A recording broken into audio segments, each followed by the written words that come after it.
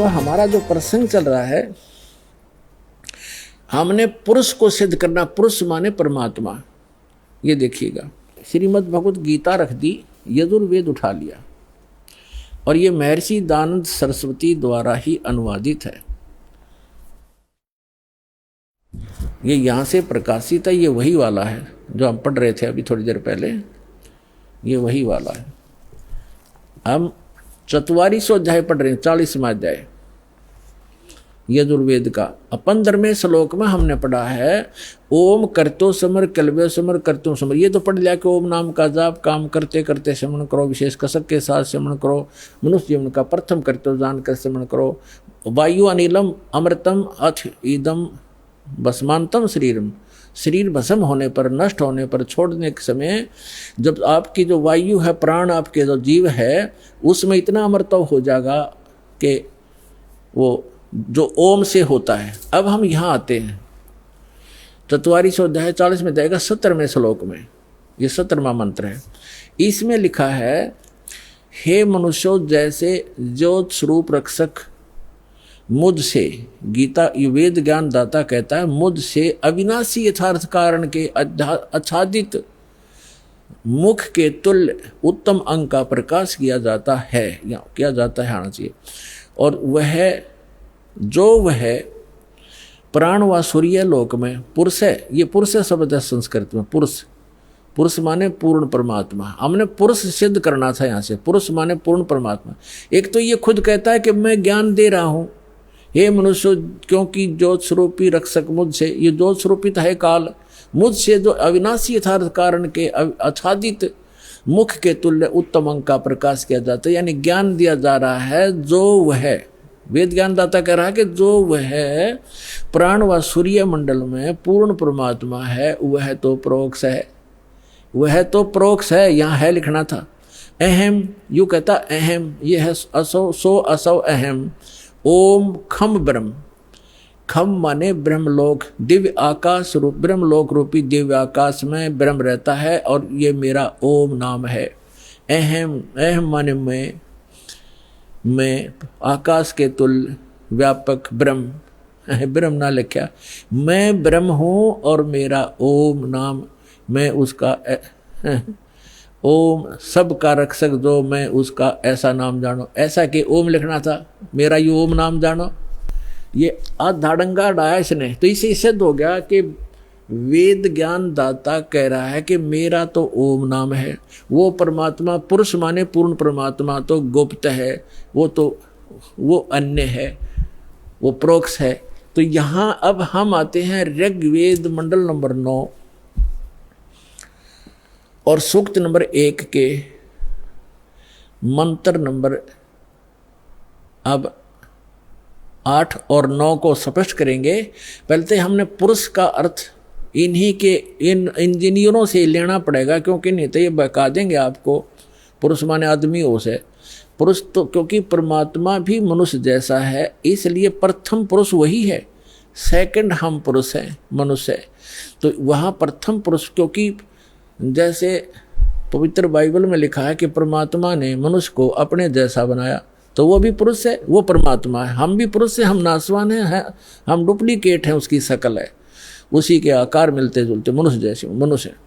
तो ऐसे ही जिनको भगवान मिले हैं, उन्होंने कहा गरीबदास साहिब जी ने अपनी अमृतवाणी में कि हमरे ही उनियार है, हमारा सृजनहार, हमारी ही शकल का हमारा भगवान, हमारा बनाने वाला वो परम पिता। तो यहाँ पुरुष जो है इस भगवान परमात्मा की तरफ संकेत है। इन्होंने भले ही गोल बोल करना चाहा, यहाँ पुरुष लिखना शुरू कर दिया, परमात्मा लिखना बंद कर दिया, हमें मूर्ख बनाने के लिए। ये जनता के नासक थे, इनको संस्कृत अवश्य आती थी, अध्यात्म ज्ञान था नहीं। ये काल के भेजे हुए दूत थे, तो ये महर्षि दयानंद हो, चाहे इसके चेले जितने भी जो इस अनुवाद कर रहे हैं इसका वेदों का, ये स्वयं भ्रमित हैं और समाज को यथार्थ ज्ञान नहीं दे सके। और चाहे आज तक के जितने ऋषि महर्षि हुए हैं, उनको यथार्थ ज्ञान नहीं था। केवल परमात्मा ने जिन महापुरुषों को अपना परिचय दिया, अपना साक्षात्कार करवाया, सचखंड लेकर के वापस छोड़ा, उन महापुरुषों को छोड़कर और किसी के पास अध्यात्म ज्ञान नहीं था। अब वो ज्ञान इस दास को दिया, उस परम पिता ने, इसका लाभ उठाओ। अब देखो, अब हम आगे ऋग्वेद मंडल नंबर 9 सूक्त 1 और मंत्र नंबर ये 6 तक तो ये परमात्मा लिखते आगे, और 7 में इन्होंने पुरुष लिखना कर दिया। उस पुरुष को, उस परमात्मा को लिखना था, तब माने उस परमात्मा, उस पुरुष को लिख दिया। कोई बात है यार, यहाँ गड़बड़ कर दी। अब पुरुष माने परमात्मा, आपको पूर्ण परमात्मा, तो हम इसको पूर्ण परमात्मा बोलेंगे।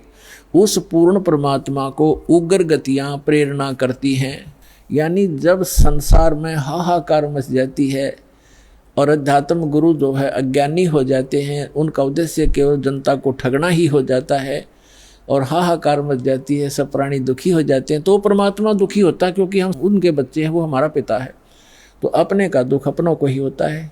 तो फिर वो परमात्मा उन उग्र गतियों से प्रेरित होकर 600 वर्ष पहले परमात्मा आए थे, ऐसा ज्ञान बता गए थे, एकदम शांति हो गई थी समाज में जो अभी तक चल रही थी। कोई लूटा खसोटी नहीं थी, प्यार से रहते थे, कोई किसी की आत्मा दुखाते समय डरता था भगवान से। अब आग लगी है, सब पूरे विश्व में माया माया दिखाई देती है, ना कोई लाज रही, ना कोई शर्म रहा, ना भगवान का डर रहा। तो अब पुनः स्थापना करने के लिए उस शांति की और भक्ति की परमात्मा ने पहले से ही वचन बोल रखा था कि जब कलयुग 5500 वर्ष बीत जाएगा, तब मैं अपना दास भेजूंगा, उसको पूर्ण ज्ञान दूंगा। वैसे तो भगवान ने कहा था मैं स्वयं आऊँगा 12वें पंथ में, गरीब दास वाले पंथ में।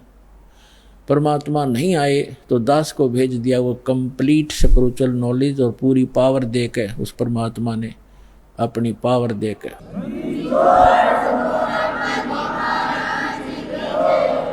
तो अब पुनः स्थापना होगी शांति की। तो अब यहाँ क्या बताते हैं कि उस परमात्मा को यहाँ की उग्र गतियाँ यानी खतरनाक स्थिति प्रेरणा करती हैं, तब वो परमात्मा एक सुभर शरीर, सुंदर शरीर धारण करके यहाँ प्रकट होता है। जैसे 600 वर्ष पहले आए थे, उस समय भी पूरे अध्यात्म मार्ग में लूटे खसोट चल रही थी, ऊत भूत की पूजा होती थी, ये धरे ढके पर ला रखा था सबको।